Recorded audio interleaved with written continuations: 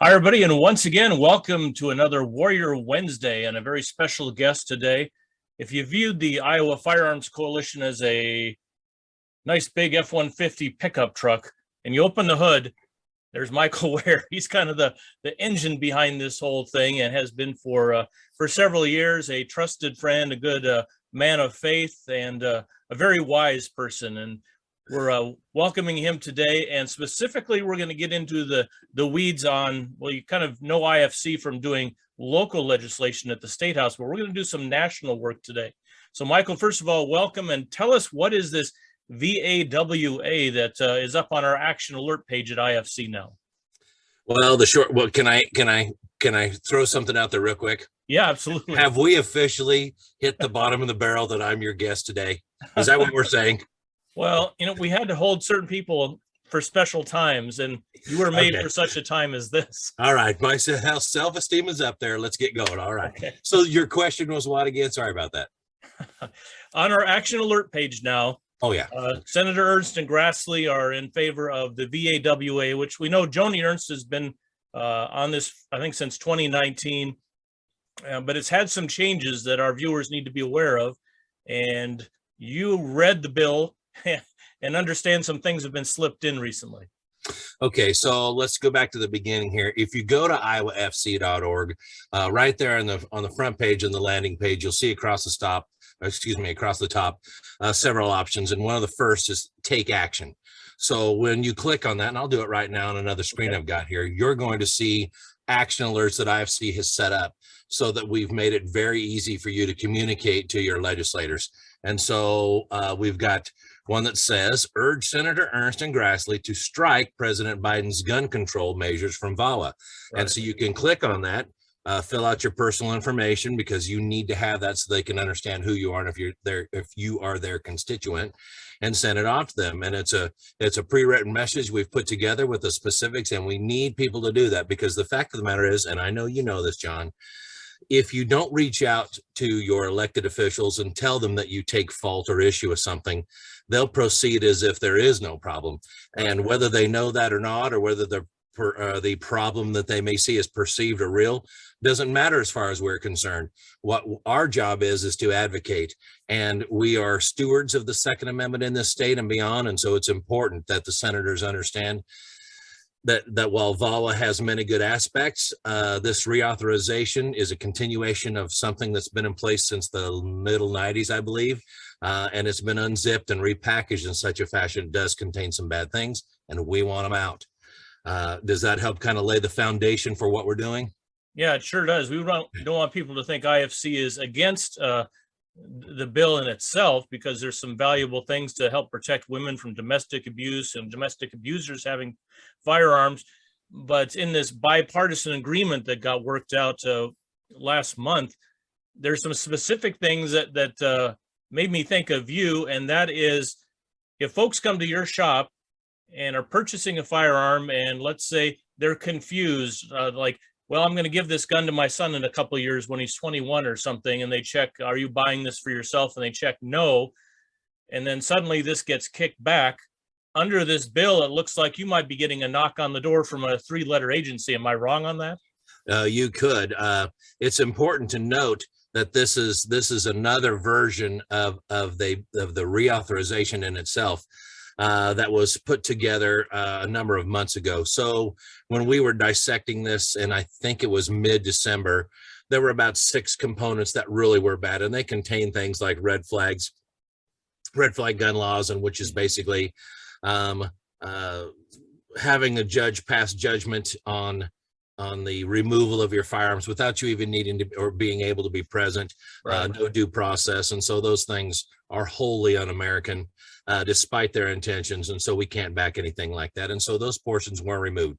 So it is improving from where it was, but there are some things here that are really, really bad that are left. And basically the scenario that you described is possible and is totally plausible, because the NICS improvement portion of this bill that we take specific issue with basically says, and I'm trying to make it very street level because it's a little complicated. Mm-hmm. The short version is this: if you have a denial from your 4473 form, which is the document that everybody fills out when they go to buy a gun from a dealer, then what happens is the ATF is going to want to act on that denial, because the assumption is made, and I do mean assumption. Right. The assumption is made, you don't get denied unless you're a bad guy, a felon, or somebody trying to do something you're not supposed to. Mm-hmm. Therefore, we're going to send people out to investigate, and we're going to have folks prosecute. And that moves into the second realm of this that is really bad. To be completely frank, ATF and FBI don't have enough agents and prosecutors to go take care of the number of these things that we're talking about. So they're going to deputize the local law enforcement in your state to conduct these investigations. They're going to deputize the local prosecutors to handle them on behalf of the federal government. And they're going to dangle the money in front of them, say, okay, we can pay you for that too, by the way. And so you're going to be checked out by your friends and neighbors. And maybe that doesn't sound bad if you catch all these criminals, but the reality is, I don't know how you're going to catch very many at all, because by FBI's own statistics, which this has been very critical in the past, because FBI took I think that you'd call it a sliver. They took a subsect or a substrata of the information and used it as a sample size. And they said, well, we're seeing about 29% of these denials actually being erroneous. My bad, we messed up here at FBI, because that's technically who does these checks for ATF. We made a mistake. So only about a third of you guys were actually hassling, even though we shouldn't. And when some FOIA requests were offered and fulfilled, it showed that there was above 90% that they actually got wrong. So they're denying 90% of the people in a 4473 submission with a NICS background check that had not to be denied. And so that really means that out of every 10 transactions for people that may walk in my shop, buy a firearm from me, buy one someplace else and have it shipped in, whatever, they're going to fill this out. And then, oh, by the way, I'm going to say, I'm sorry, this came back as a denial. And then I'm going to be obligated to tell local law enforcement, and they take it from there. So I don't know if they're going to come pick you up or what, but that's the posture that we're seeing. And I will tell you this, and this from a personal level, and I think that it's safe to say from a professional level as well. Mm-hmm. ATF does not have a good track record for doing things well. They have a track record for doing things poorly. Right. They have a track record for civil rights violations so long that nobody can ignore it. Right. So I don't think that empowering the ATF with copious amounts of money and reach on expanding federal government down to local levels for investigations and prosecutions is the way we want to go. Mm-hmm. And so I would like to see, in terms of Iowa, Senator Grassley and Senator Ernst take a good hard look at this, think for a couple minutes, and then get rid of it, because neither one of these things are good and we don't want them. It gives the impression, first of all, that folks are coming into shops like yours who are criminals trying to buy guns through the background check system. Have you, in your experience, ever had someone walk in and specifically try to mislead you, knowing they were a felon, and buy a gun? No. And in full disclosure, I mean, the context, John, you and I seek context for a living. That's what we do. Right. So in order to offer that context in my realm, I don't do 20,000 transactions a year. You may see that at a Bass Pro or a Shields or or something like that, where they have a ton of people come in there. But what I can tell you, I mean, I don't know how many guns Cabela's goes through, but it's a bunch. But in my realm, let's say 1,500 transactions, something like that a year. I have never had a single denial that was correct. Each denial that I've had, which is almost none, by the way, I think there's only 2 or 3 that happen a year on an average. 2 or 3, they have appealed those and they have been corrected. So I have a statistical 100% failure rate from ATF, or excuse me, FBI rather, and their denials, because each one of them they've denied was ultimately overturned and found that they were erroneous in their conclusion. Now, Stephen Williford just talked at our Second Amendment Day, and one of the things he brought up in discussions is the shooter that came into the First Baptist Church actually obtained a firearm and passed a background check. But the reason he passed it is the Air Force didn't include any of his mental health record and send that into the NICS system. So that seems like an issue that is worthy to be addressed, rather than, oh, you put the wrong state for your place of birth by accident or confusion or whatever. I don't know what to say about that. I don't know, honestly, I don't know what all is communicated within federal government into FBI's background check. So I don't know if those records are omitted or whether they're included or what. I think that they had ought to be, if you think about it in that vein, but I'd need to check specifically on what goes into that and what doesn't. I'm not sure about that. Okay. When I talk about this to friends, and it's been on my personal social media, folks are very confused. Like, they look at Grassley and Joni Ernst and say, how can our senators be for this? I thought they were helping you guys on Second Amendment issues. Was this a shock to you, or not so much that a bipartisan agreement has been reached on this reauthorization? Well, I go back and forth on that. There are times when I'm really put off and I say to myself, why on earth would these two senators who have a track record for upholding the Second Amendment and doing well by their constituents in this realm, why would they back this? And then maybe, and then I swing back the other way a little bit and say, well, maybe they've got a good reason. So that prompted me to reach out specifically to one of the architects, and that was with the Ernst staff. And we talked to him, talked with him at length. And I got the distinct impression after having visited with them that they want to make some changes moving forward, and this is where they're at today. So I'm not going to leave that to chance. You're not going to leave that to chance, John, and nobody listening to this should leave that to chance. This is why we want people to go use our action center. We put that together on that website to make it easy. So this way the Ernst staff, the Grassley staff can say, listen, Senator, we are seeing a lot of communication on this, and this is a hot button issue for Iowans, and we need to make some changes here because they're serious about it, and they recognize, as should we, this isn't a good idea, and this takes us the wrong direction. No matter how well intentioned it appears on the front end, on the street level, this does not play out well.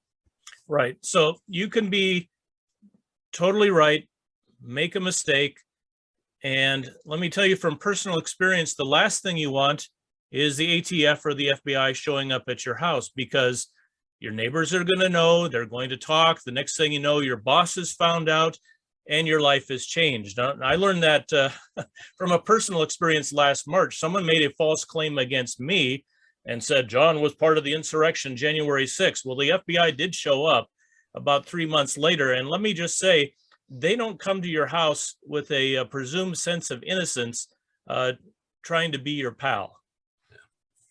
No, it's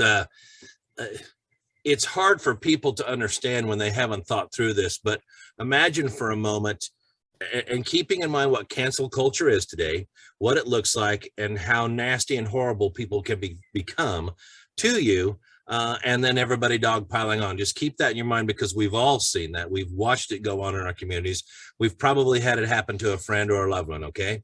So keeping that in mind, imagine what it's going to be like when the power of the federal government decides that they're going to come investigate you. And unfortunately, they may be grabbing somebody, one of the locals, to do it for you, some guy that you went to high school with. And now you've got to sit there in the gymnasium on Saturday at your daughter's volleyball tournament with these people who won't look at you. They won't make eye contact because they think you're a bad guy, that you're that you're a scumbag. Right. And the fact of the matter is you're not a scumbag. Somebody's made a mistake, and now you're going to pay for it doubly. You're going to pay for it in terms of your reputation. People are eventually going to know, probably, this is Iowa. People know a lot of stuff, and not very many people keep secrets that they had ought to. It probably is going to get out. It may affect your ability to travel in social groups, get or keep a job. And oh, by the way, if you can shed all that, keep in mind that you paid for this, because your tax dollars paid to have this happen to you. I don't know how you can add insult to injury and more of an exponential level than that. We're paying for all these things to happen, and it's a really bad way for us to go.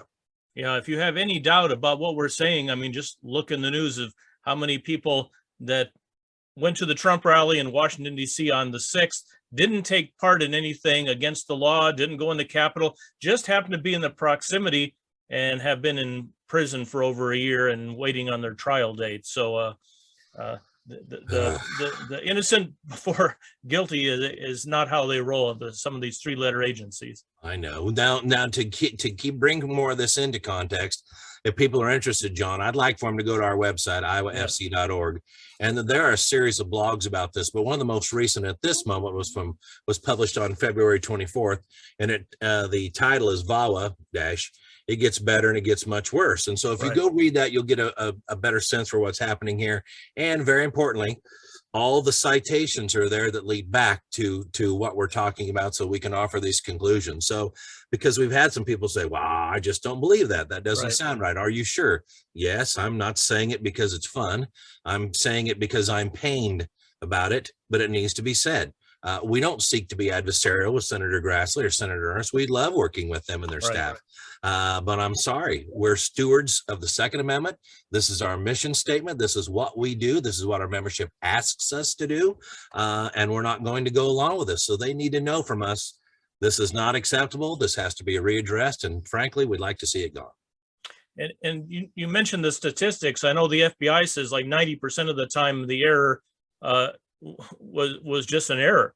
But John Lott, who's nationally known for keeping good statistics, he thinks it's even a smaller percentage than what the FBI is saying. I thought, I'm recalling this by memory, but I thought that John Lott, upon deeper investigation, found that was literally 99%. Yeah, I think that's right. I've read that somewhere.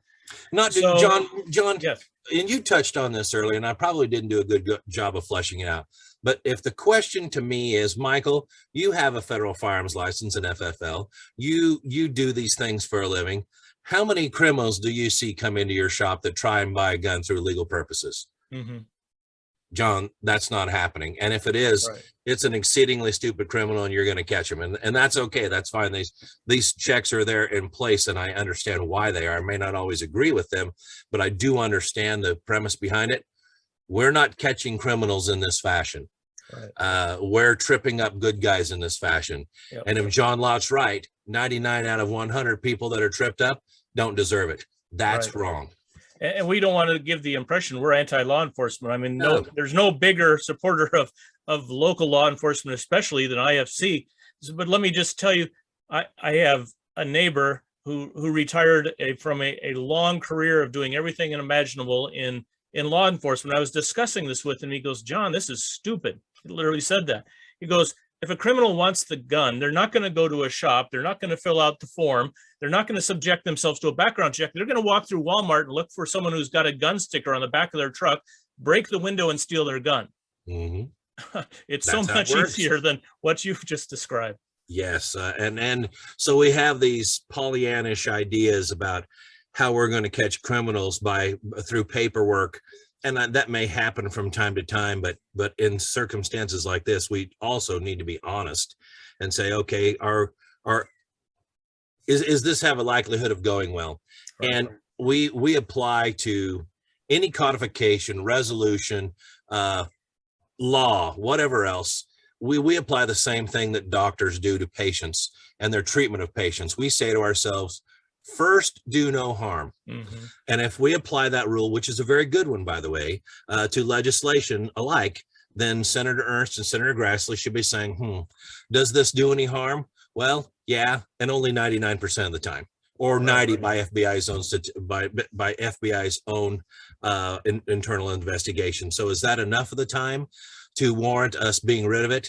I would certainly say yes, and I would back them in their move to be rid of it. Yes. All right. So encourage all of you, whether you're an IFC member or not, please get on the Action Center. Make your voices heard. Do it respectfully to Senator Grassley and Senator Ernst. Color within lines, as they say, but make your voice heard. I mean, we're paying their salaries and they're supposed to be representing us unless they know what you think. Of course, they can't do that effectively. And if you're not an IFC member, then the next question, Michael, is why not? I couldn't agree more. We would like to have a lot more membership than we do. We're glad for what we have, but I'm telling you, I used to be the person, as you know, John, that was very hesitant to ask for membership. But I've come around to the idea, and it is a true idea, that we're not going to get this done with a smile. Right. We're not. It requires a ton of work. our people don't get paid. And the only way to make this work is for a group of people to commit to this kind of advocacy and to throw a few bucks in the kitty, because I can't fight off Bloomberg when he comes to town with millions, with a smile, and maybe a smile and a handshake. That's not enough. So we really do need the help. We need the membership, the camaraderie, we need the advocacy and the engagement, and the money that comes with it does make the machine work. And we are accomplishing a lot. We've got tons to be proud of, tons, but we need to keep the ball bouncing. So we do need membership, and we appreciate it.